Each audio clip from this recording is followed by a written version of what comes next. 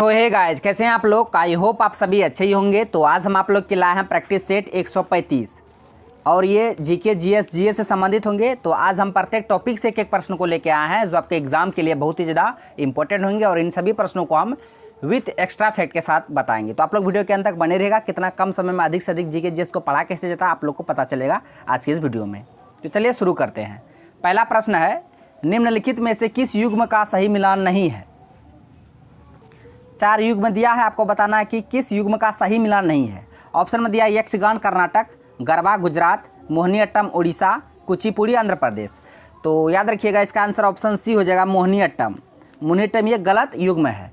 यक्षगान ये कर्नाटक का लोक नृत्य है, सही है। गरबा गुजरात के हैं, ये भी सही है। कुचिपुड़ी आंध्र प्रदेश का है, ये भी सही है। लेकिन मोहिनीअट्टम ये उड़ीसा का नहीं है। ये मोहिनीअट्टम किस राज्य का है तो केरल का है। केरल का शास्त्रीय नृत्य है मोहिनीअट्टम। इसके अलावा कथकली मोहिनीअट्टम ये दोनों केरल का शास्त्रीय नृत्य है, आप इसे याद रखिएगा। इसके अलावा पूछता है एग्जाम में भरतनाट्यम जितने भी एग्जाम में पूछे जाते हैं हम सबको लिख देते हैं, ठीक है। भरतनाट्यम ये तमिलनाडु का शास्त्रीय नृत्य है भरतनाट्यम। इसके अलावा कथक है, एग्जाम में पूछे जाते हैं। तो कथक ये उत्तर भारत के है शास्त्रीय नृत्य, उत्तर भारत याद रखिएगा। कथक उत्तर भारत, भरतनाट्यम तमिलनाडु, उसके बाद कुचिपुड़ी आंध्र प्रदेश के हैं, गरबा गुजरात के हैं, यक्षगान कर्नाटक के हैं, मोहिनीअट्टम कथकली ये दोनों केरल के हैं। नेक्स्ट है कि राष्ट्रपति द्वारा कितनी बार देश में राष्ट्रीय आपातकाल यानी कि नेशनल इमरजेंसी की घोषणा की गई है। तो आपको बताना है जो राष्ट्रपति के द्वारा भारत में कितनी बार राष्ट्रीय आपातकाल की घोषणा किया गया है। तो बता दें कब किया गया था। तो हम बता दें राष्ट्रीय आपातकाल की घोषणा 3 बार किया गया है। कब 3 बार किया गया है, डेट को आप याद रखिएगा। पहली बार 1962 में भारत चीन युद्ध के समय, दूसरी बार 1965 में, 1971 में, दूसरी बार 1971 में और तीसरी बार 1975 में। ये भारत चीन युद्ध के समय पहली बार राष्ट्रीय आपातकाल, दूसरा भारत पाकिस्तान युद्ध के समय और तीसरा आंतरिक अशांति के कारण इंदिरा गांधी जी के द्वारा लगा गए थे नेशनल इमरजेंसी, आंतरिक अशांति के कारण, ठीक है। तो याद रखिएगा आप लोग। कुल 3 बार राष्ट्रीय आपातकाल लगा है नेशनल इमरजेंसी, 1962, 1971, 1975। 1962 में भारत चीन युद्ध के समय, 1971 भारत पाकिस्तान युद्ध के समय, 1975 आंतरिक अशांति के कारण इंदिरा गांधी जी के द्वारा लगाए गए थे। उस समय राष्ट्रपति फखरुद्दीन अली अहमद थे, इसे भी आप याद रखिएगा। तो कितने बार राष्ट्रीय आपातकाल लगा गए हैं भारत देश में, तो 3 बार। तो इसका आंसर ऑप्शन बी हो जाएगा, 3 बार। कब लगा गए थे, हम तीनों डेट लिखा दिए, आप लोग याद कर लीजिएगा। और एक बात, जो राष्ट्रीय आपातकाल है, राष्ट्रीय आपातकाल अनुच्छेद से भी प्रश्न पूछे जाते हैं। राष्ट्रीय आपातकाल, उसके बाद राष्ट्रपति शासन, उसका वित्तीय आपातकाल। 3 तरह का आपातकाल होते हैं।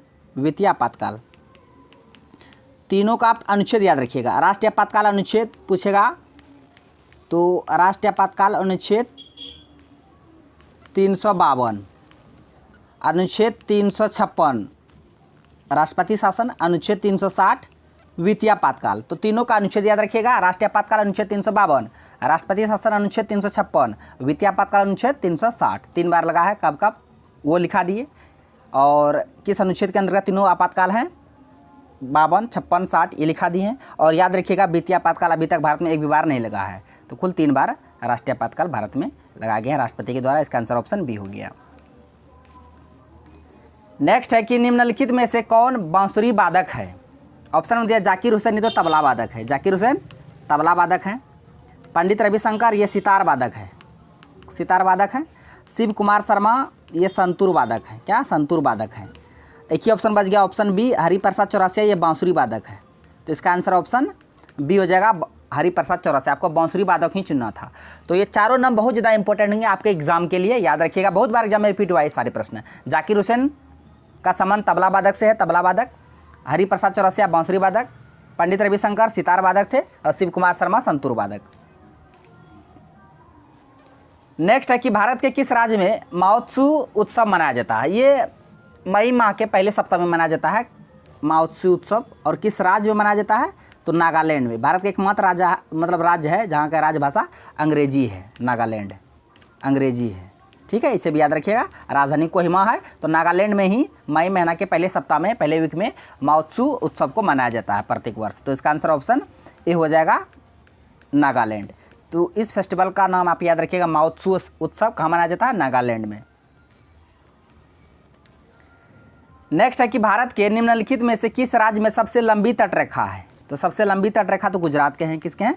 गुजरात के हैं। अब मतलब वर्ल्ड में पूछेगा तो किस देश का जो सबसे लंबी तट रेखा है, तो कनाडा का है। किसका? कनाडा का है। वर्ल्ड में पूछेगा तो कनाडा, लेकिन भारत में पूछेगा तो गुजरात का सबसे लंबी तटरेखा है। तो इसका आंसर ऑप्शन बी हो जाएगा, गुजरात। हम दोनों बता दिए। भारत में पूछेगा सबसे अधिक लंबी तटरेखा वाली राज्य गुजरात, विश्व में, वर्ल्ड में तो कनाडा। नेक्स्ट है कि लेंस की क्षमता का ऐसा यूनिट क्या है? जूल, ये तो ऊर्जा का हो गया। वाट, ये शक्ति हो गया। हर्ट्ज, आवृत्ति हो गया। डायोप्टर, ये हो गया लेंस की क्षमता की। इसका आंसर ऑप्शन डी हो जाएगा, डायोप्टर लेंस की क्षमता की। ये तो आवृत्ति का है। हर्ट्ज आवृत्ति का है। वाट तो शक्ति का पते है। कार, ऊर्जा, जूल जन भी करते हैं। तो इसका आंसर ऑप्शन डी हो जाएगा, लेंस की क्षमता का यूनिट डायोप्टर होता है। नेक्स्ट है कि निम्नलिखित में से किस नदी पर नागार्जुन सागर बांध स्थित है? नागार्जुन सागर बांध महानदी में, इसमें तो हीराकुंड बांध है। हीराकुंड बांध, कुंड नहीं होता, हीराकुंड बनता है ना, हीराकुंड बांध। सतलज पे भाखड़ा नांगल बांध, भाखड़ा नांगल बांध सतलज में है। भागीरथी नदी पर टिहरी बांध है। भारत का सबसे ऊंचा बांध टिहरी बांध है। एक ही ऑप्शन बच गया, ऑप्शन डी। कृष्णा नदी में है नागार्जुन सागर बांध। किस नदी पर स्थित है? कृष्णा नदी पे। तो चारों नदी का नाम याद रखिएगा। महानदी पर हीराकुंड बांध, सतलज नदी भाखड़ा नांगल बांध, भागीरथी नदी टिहरी बांध और कृष्णा नदी पर नागार्जुन सागर बांध। बांध को अंग्रेजी में डैम बोलते हैं। ठीक है। नेक्स्ट है कि नेशनल डायमंड इंस्टीट्यूट कहाँ स्थित है? ये भी प्रश्न बहुत बार पूछा गया एग्जाम में। नेशनल डायमंड इंस्टीट्यूट बता दें, ये गुजरात में है। गुजरात के किस शहर में है? तो सूरत में है। सूरत गुजरात में है डायमंड इंस्टीट्यूट, याद रखिएगा। तो इसका आंसर गांधीनगर होगा, नहीं होगा। वापी होगा, नहीं होगा। वडोदरा होगा, नहीं होगा। की ऑप्शन बच गया, ऑप्शन बी, सूरत। सूरत ताप्ती नदी के किनारे है। ठीक है, इसे याद रखिएगा। और सूरत में ही नेशनल डायमंड इंस्टीट्यूट है। डायमंड समझते हैं? डायमंड को वहीं पे। नेक्स्ट है कि एक हॉर्स पावर में कितने वाट होते हैं? तो बता दें, एक हॉर्स पावर यानी HP, हॉर्स पावर में 746 यानी कि 746 वाट होते हैं। ये साइंस के प्रश्न थे। तो इसका आंसर ऑप्शन डी हो जाएगा, 746 वाट। ये आसान प्रश्न थे। एक हॉर्स पावर में कितने वाट होते हैं? तो 746 वाट होते हैं। तो इस प्रश्न का आंसर को आप लोग को कमेंट बॉक्स में देना है कि प्राचीन भारत में कितने शक्तिशाली महाजनपद थे? कितने शक्तिशाली महाजनपद थे प्राचीन भारत में? 14 थे, 15 थे, 16 थे, 18 थे, जो भी थे, आपको इसका आंसर कमेंट बॉक्स में देना है। तो फ्रेंड्स, आज का प्रश्न बस यहीं तक था। सारे प्रश्नों को हम बिल्कुल कॉन्सेप्ट के साथ बता दिए। आई होप आपको वीडियो पसंद आया होगा। यदि वीडियो पसंद आया तो मेरा वीडियो को लाइक कीजिए तथा हमारे यूट्यूब चैनल कर दीजिए, जिस अड्डा को सब्सक्राइब करें और बेल आइकन को भी हिट कर दीजिए, ताकि हर एक लेटेस्ट वीडियो का नोटिफिकेशन तुरंत आप तक पहुंच जाए। Thanks for watching video. धन्यवाद। अब मिलते हैं नेक्स्ट वीडियो में नेक्स्ट टॉपिक के साथ। तब तक के लिए जय हिंद।